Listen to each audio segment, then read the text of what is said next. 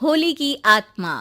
बचपन से शहर में रहने वाला मनोज इस साल होली की छुट्टियों में अपने गांव दुर्गापुर वापस आता है, जहां उसे देख पूरा गांव खुशी से झूम उठता है। जब गया था तब इतना सा था और अब देखो कितना बड़ा हो गया है। हाँ सरपंच जी, जब मैं गया था तब आप भी बहुत जवान थे और अब देखो कितने बूढ़े हो गए हैं आप। चलो चलो बढ़िया है। बच्चा घर वापस आ गया। इसी खुशी में आज रात पार्टी होगी। क्या बात है, गांव में भी पार्टियां होने लगी। वैसे अगर पार्टी की बात है तो आज क्यों सीधा होली पार्टी करते हैं।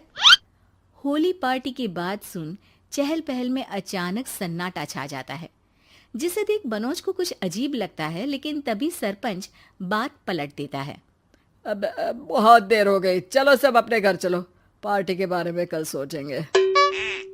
मनोज भी मम्मी पापा के साथ घर आ जाता है, पर होली पार्टी और उस पर पूरे गांव की खामोशी वाली बात अभी तक उसके जहन से निकलती नहीं।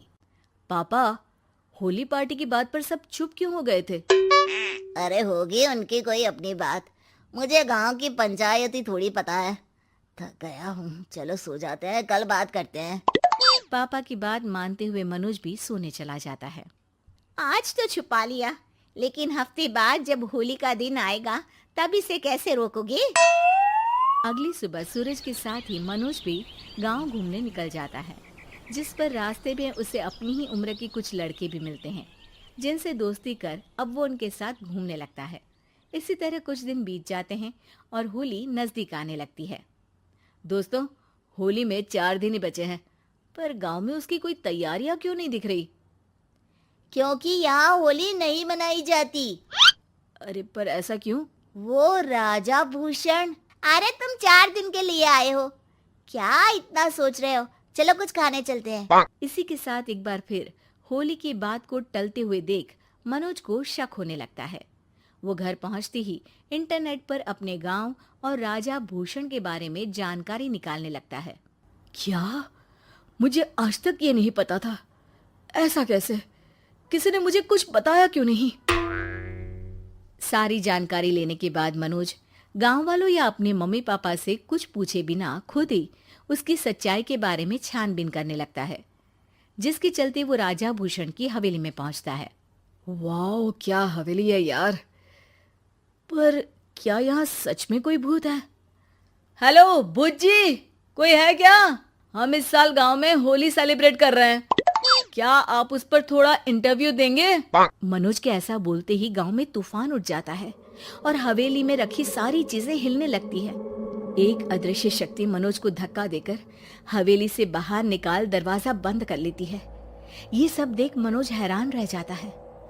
क्या अभी मुझे हवा ने धक्का देकर बाहर निकाल दिया? मेरे होते हुए इस गांव में कभी होली नहीं मन सकती, इसलिए दोबारा ऐसी कोशिश भी मत करना, अंजाम बुरा होगा। आवाज सुन मनोज हैरानी से इधर उधर देखने लगता है, पर उसे कोई दिखाई नहीं देता। वो गांव वापस आ जाता है, जहां तूफान की वजह से सब कुछ तहस महस हो चुका होता है। आखिर ये तूफान आया कैसे? ना ऐसा कोई मौसम था और ना ही हमने होली का त्योहार मनाने की बात की थी।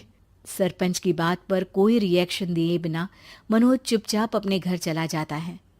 इस तरह देखते ही देखते होली का दिन भी आ जाता है और मनोज रंग लेकर गांव में निकल जाता है, लेकिन गांव पूरी तरह खाली होता है। अरे त्योहार का दिन है, धूमधाम की जगह मातम क्यों मनाया हुआ है? मनोज की आवाज सुन सब अपने घर की खिड़कियां खोल के घर के अंदर से ही उसे वापस जाने के लिए कहने लगते हैं, पर वो किसी की नहीं सुनता। तुझे पहले भी समझाया था, अगर होली खेलने की कोशिश भी की तो अच्छा नहीं होगा।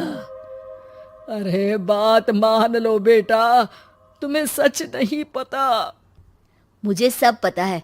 सालों पहले इस राजा ने एक अंधविश्वास फैलाया और आप लोग आज तक उसे मानते आ रहे हो। अरे बेटा, जब तुम पैदा भी नहीं हुए थे उससे भी बहुत पहले से इस गांव पर होली का श्राप है। अगर गांव में होली का त्योहार मनाया जाता है तो प्रलय आना पक्की बात होती है।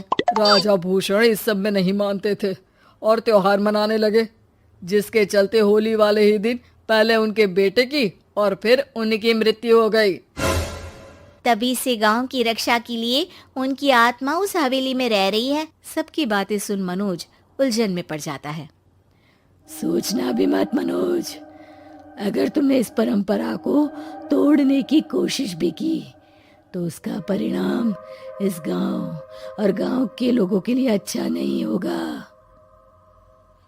मुझे भी यकीन नहीं हो रहा कि आप लोग एक बेतुकी बात को मानकर सालों से रंगों के त्योहार को मातम की तरह मनाते आ रहे हो। मनोज किसी की कोई बात ना मानते हुए पूरे गांव में रंग बिखेर देता है, जिसके तुरंत बाद वहां तूफान के साथ बिजलियां गरजने लगती है। अचानक मौसम में ऐसा बदलाव देख जहां मनोज कंफ्यूजन में आ जाता है, वहीं गांव वाले डर से सहम जाते हैं।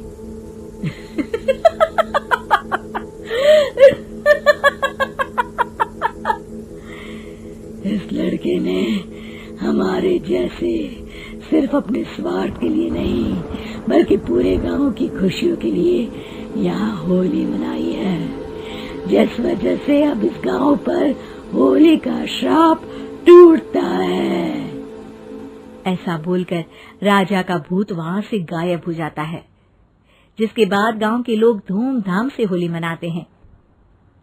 खुशियों के रंग गांव में बिखरे ही होते हैं कि अगली सुबह अचानक मनोज कहीं गायब हो जाता है और एक बार फिर गांव में होली का नया राज शुरू हो जाता है।